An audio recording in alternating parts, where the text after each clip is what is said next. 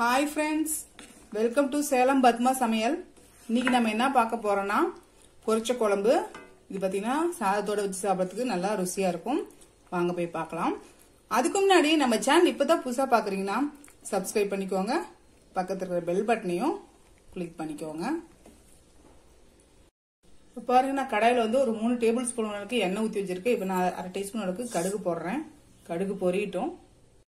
இப்போ இதுல போடுறதுக்கு பாத்தீங்கன்னா நான் 1/2 கப் அளவுக்கு சின்ன வெங்காயம் கட் பண்ணி வச்சிருக்கேன். சின்ன வெங்காயத்துக்கு பதில் பெரிய வெங்காயமும் போட்டுக்கலாம். சின்ன வெங்காயம் போடும்போது இன்னும் கொஞ்சம் டேஸ்ட் அதிகமா இருக்கும். இப்போ கடுகு பொரிஞ்சிருச்சு, நம்ம இந்த வெங்காயத்தை போட்டுடலாம்.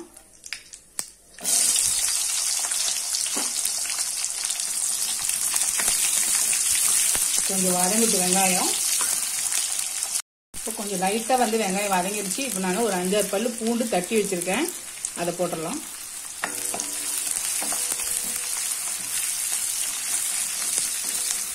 இப்போ 2 தக்காளி கட் பண்ணி வச்சிருக்கேன், அதை போட்டுடலாம்.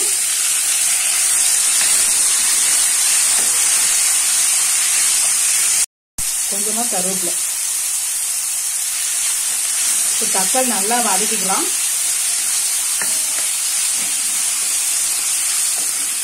இப்போ தக்காளி வதங்கிருச்சு. இப்போ ட்ரை பவுடர்லாம் போட்டுக்கலாம். 1/4 டீஸ்பூன் அளவுக்கு மஞ்சள் பொடி, 3 டீஸ்பூன் தனியா பொடி,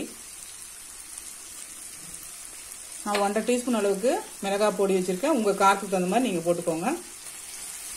ஒரு 1 நிமிஷம் வதக்கிக்கலாம், இந்த பச்சை வாசனை போக.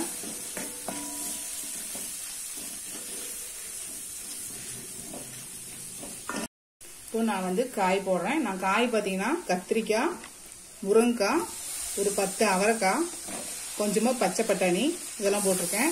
சின்னதா உருளைக்கிழங்கு ஒன்று. உங்களுக்கு என்ன காய் விருப்பமோ போட்டுக்கலாம். கேரட்டு இந்த மாதிரி கூட போட்டுக்கலாம். கேரட், வாழைக்காய் இந்த மாதிரி போட்டுக்கலாம்.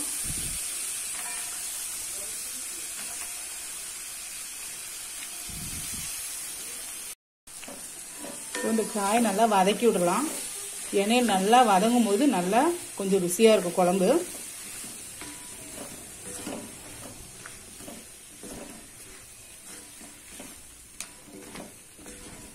ஒரு 2 நிமிஷம் இப்படியே இருக்கட்டும்.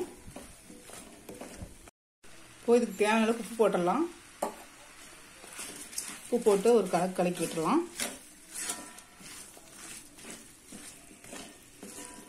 இப்போ தண்ணி ஊற்றிக்கலாம் நம்ம காய் வேகிற அளவுக்கு.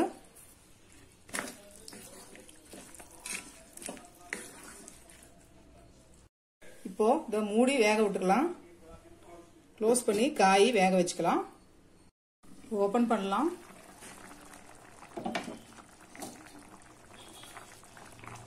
இப்போ காய் முக்கால்வாசி வெந்துருச்சு.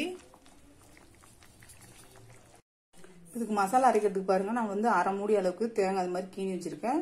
ஒரு 1/2 டீஸ்பூன் அளவுக்கு சோம்பு வச்சிருக்கேன். இப்போ இதை மிக்சி ஜார்ல போட்டு நல்லா நைஸா நம்ம தண்ணி ஊற்றி அரைச்சிக்கலாம்.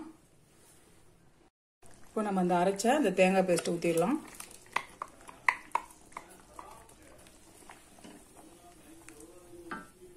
மிக்சி கழுவி கொஞ்சமா தண்ணி ஊற்றிக்கலாம்.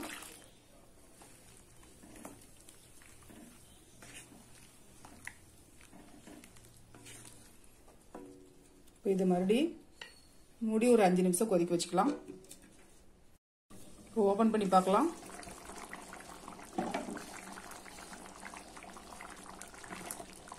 இப்போ நம்ம காயெல்லாம் வெந்து குழம்பு ரெடி ஆயிடுச்சு.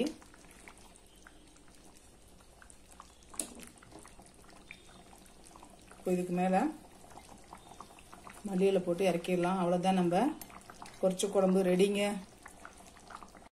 இப்ப பாருங்க, நாம செஞ்ச இந்த பொரிச்ச குழம்பு ரெடி ஆயிடுச்சு. இது சாதத்தோட சாப்பிடும் போது நல்லா கொஞ்சம் டிஃப்ரெண்ட் டேஸ்டா இருக்கும். நீங்களும் ட்ரை பண்ணி பாருங்க. இந்த வீடியோ உங்களுக்கு பிடிச்சிருந்தாக்கா லைக் பண்ணுங்க, ஷேர் பண்ணுங்க, கமெண்ட் பண்ணுங்க.